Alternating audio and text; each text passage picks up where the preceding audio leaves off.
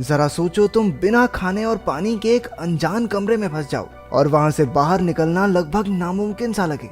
कुछ ऐसा ही होता है हमारी आज की कहानी में। पूरी रात शराब पीने के बाद एक आदमी जब सुबह उठा तो उसके सर में तेज दर्द होने लगा। वो अपनी साइड में देखकर डर गया कि एक मरा हुआ चूहा बिल्कुल उसके बगल में पड़ा था। जल्द ही उसे एहसास हुआ कि वो एक तिजोरी जैसे कमरे में कैद है, जिसमें एक लोहे का दरवाजा और एक अलमारी है। बहुत सारी मक्खियां उसके आसपास भिनभिना रही थी। उनमें से कुछ मरे हुए चूहे से अपना पेट भरने में बिजी थी। इसके बाद उस आदमी ने घड़ी में देखा कि सुबह के 9 बज रहे थे। उसने वो लोहे का दरवाजा खोलने की बहुत कोशिश की, लेकिन कोई फायदा नहीं हुआ। उसने दरवाजा पीट पीट कर चिल्लाना शुरू कर दिया, लेकिन बाहर से कोई जवाब नहीं आया। उसे कोई अंदाजा नहीं था कि वो इस कमरे में कब और कैसे पहुंचा। थोड़ी देर बाद उसे पेशाब का प्रेशर बनने लगा और अब उसे बहुत जोर से वॉशरूम जाना था। पहले तो उसे लगा कि उसके साथ किसी ने मजाक किया है। उसे लग रहा था कि ये काम फ्लेचर नाम के एक आदमी का है जो उसके साथ काम करता था। वो मजाक में कहने लगा कि बाहर आते ही उसे नौकरी से निकाल देगा। लेकिन थोड़ा वक्त बीत जाने के बाद उसे एहसास हुआ कि बाहर किसी के होने का नामो निशान ही नहीं था।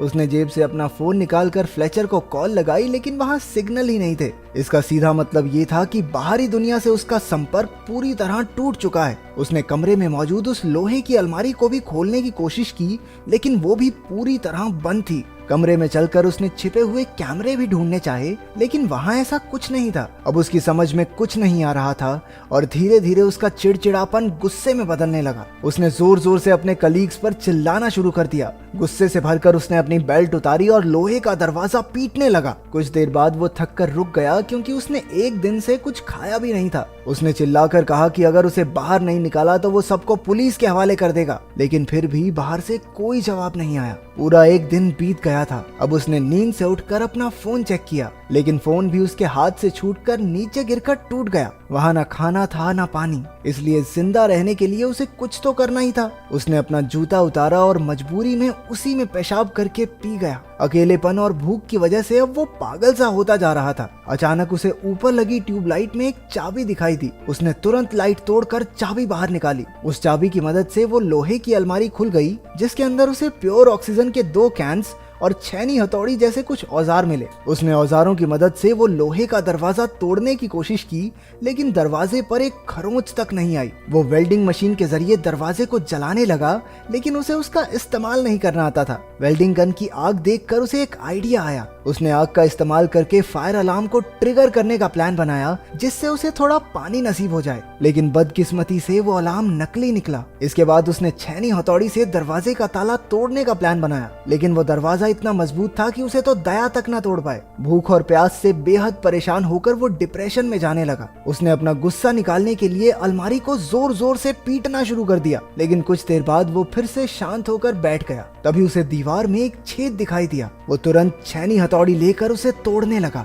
वो वहां सुरंग बनाकर बाहर निकलने की फिराक में था। धीरे धीरे कमरे में ऑक्सीजन का स्तर कम हो रहा था, इसलिए उसने प्योर ऑक्सीजन ले ली, लेकिन फिर उसके शरीर में ऑक्सीजन की मात्रा बढ़ जाने से उसे चक्कर आने लगे। उसने ऑक्सीजन कैन बंद किया और उसकी नजर उस मरे हुए चूहे पर लगे कुछ कीड़ों पर पड़ी। अब जिंदा रहने के लिए उसे बियर ग्रिल्स बन के वो कीड़े मकोड़े भी खाने पड़े। पेट पूजा के बाद उसने सुरंग बनाने का काम जारी रखा। काफी मेहनत के बाद उसने वो छेद बड़ा कर दिया और उसे दीवार के अंदर मौजूद लोहे के सरिये दिखाई देने लगे। उसने वेल्डिंग गन की मदद से वो सरिये काटे और दीवार को तोड़ना जारी रखा। कुछ ही देर में वहां से रोशनी आने लगी, जिसे देखकर वो खुशी से झूम उठा। अब छेद इतना बड़ा हो चुका था कि वो उससे बाहर निकल जाए, लेकिन जैसे ही वो उस दीवार के उस पार गया, उसके पैरों तले जमीन खिसक गई। वो बाहर की दुनिया में नहीं बल्कि वैसे ही एक और कमरे में आ चुका था। उसकी सारी मेहनत बर्बाद हो गई थी। वो निराश होकर पागलों की तरह लोहे का दरवाजा पीटने लगा। थोड़ी देर बाद शांत होकर उसने इधर उधर नजर दौड़ाई।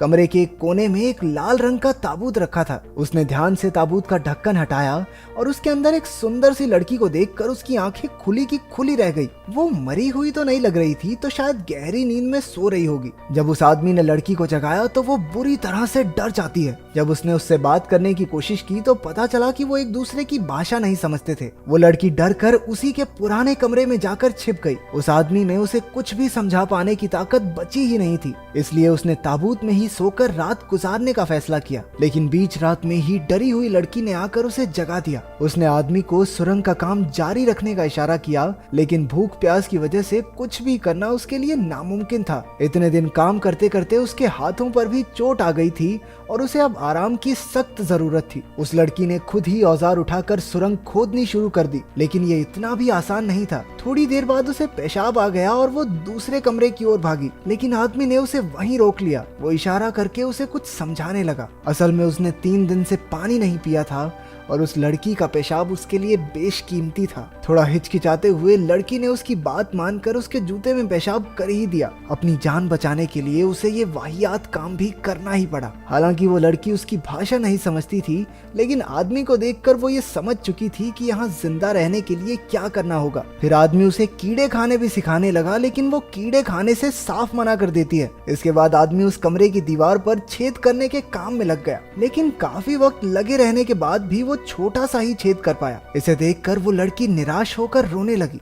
ये दीवार टूटती क्यों नहीं है? टूटेगी कैसे, अंबुजा सीमेंट से जो बनी है। आदमी ने एक गाना गाकर उसे शांत किया और वो भी उसके साथ गाने लगी, लेकिन तभी गलती से उस आदमी के हाथ पर हथौड़ा लग गया। लड़की ने तुरंत अपने सर का कपड़ा निकालकर उसके जख्म पर लगाया। देखते ही देखते उनमें दोस्ती हो गई और दोनों इकट्ठे खोदने का काम करने लगे। अचानक लोहे के दरवाजे का ताला अपने आप घूमने लगा। दोनों भागकर उसकी ओर गए, लेकिन ताला फिर से पहली वाली जगह पर आ गया। काफी देर ट्राई करने के बाद उन्हें समझ आ गया कि जब तक वो दरवाजे से पीठ करके रखेंगे तब तक ताला खुलता रहेगा। धीरे धीरे वो पीठ करके दरवाजे के करीब पहुंचे। आखिरकार इस तरकीब से दरवाजा खुल गया और दोनों तीसरे कमरे में पहुंच गए। बदकिस्मती से ये भी वैसा ही सेम कमरा था जहां एक खाली कब्र रखी गई थी और पहले जैसा ही लोहे का दरवाजा भी था। लड़की ने समझदारी दिखाई और जल्दी से पिछले कमरे से सारे औजार उठाकर ले आई। उन्होंने इस दरवाजे को भी पहले की तरह खोलने की कोशिश की, लेकिन वो जो भी करते दरवाजा बंद ही रहता। अब उनके पास कब्र खोदकर सुरंग बनाने के अलावा कोई रास्ता नहीं बचा था।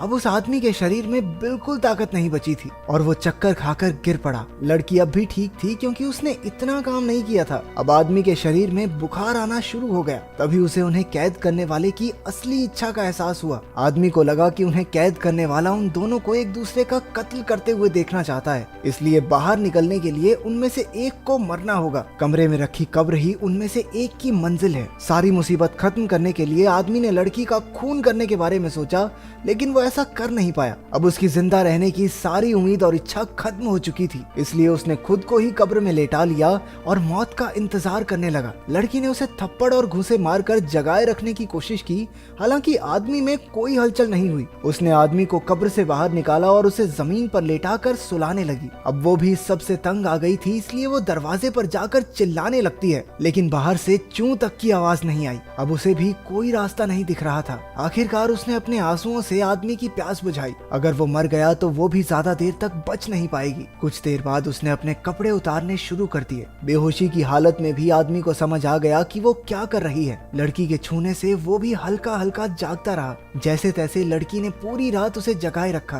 कुछ देर बाद दोनों थक कर जमीन पर सो गए। थोड़ी देर बाद जब आदमी की आंख खुली तो उसने देखा कि लड़की उसके पास ही सो रही थी। रेंगते हुए वो दूसरे कमरे तक गया और ताबूत से कपड़ा निकाल कर उसने लड़की को उड़ा दिया। इसके बाद वो कमजोरी से एक बार फिर बेहोश हो गया। तभी उसे ताले के घूमने की आवाज सुनाई दी। दोनों तुरंत उठ गए और पिछली बार की तरह इस बार भी दोनों ने दरवाजे की तरफ पीठ करके आगे बढ़ना शुरू किया। अब आदमी इतना ज्यादा कमजोर हो चुका था कि खुद से चल भी नहीं पा रहा था। लड़की किसी तरह उसे सहारा देकर अपने साथ दरवाजे तक ले जाती है। अचानक इस बार दरवाजा खुल गया और एक बेहद खूबसूरत नजारा उनकी आंखों के सामने आया। लोहे के दरवाजे के बाहर की दुनिया किसी स्वर्ग से कम नहीं थी। चारों ओर बेहद सुंदर झरने, पक्षी और फूल फैले हुए थे। इतना सुंदर नजारा उन्होंने आज तक नहीं देखा था। दोनों ने एक दूसरे की ओर देखा और खुशी से मुस्कुराने लगे। इतनी मुश्किलें सहने के बाद उन्हें आखिरकार इतना खूबसूरत अंत मिला। हम तुम्हें कमरे में बंद हो और चाबी खो जाए, तो तुम किसके साथ कमरे में बंद होना चाहते हो कमेंट्स में जरूर बताना।